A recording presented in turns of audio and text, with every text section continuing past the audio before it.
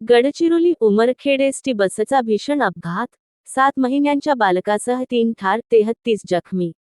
गडचिरोलीहून उमरखेड जिल्हा यवतमाळ कडे निघालेल्या राज्य परिवहन महामंडळाच्या एसटी बसला गुरुवारी सकाळी 7:30च्या सुमारास भीषण अपघात झाला.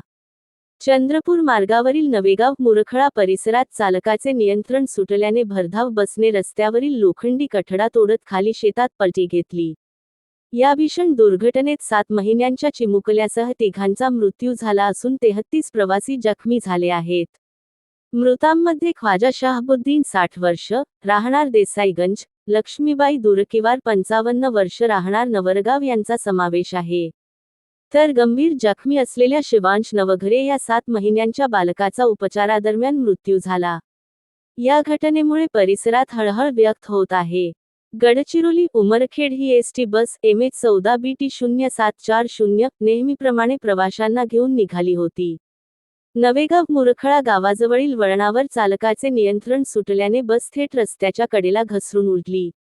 अपघात होताच बसमध्ये एकच गोंधळ उडाला आणि प्रवाशांच्या किंकाळ्यांनी परिसर दणाणून गेला. घटनेची माहिती मिळताच स्थानिक नागरिकांनी तत्काळ मदतकार्य सुरू केले. काही प्रवाशांना बसच्या खिडक्या फोडून बाहेर काढण्यात आले.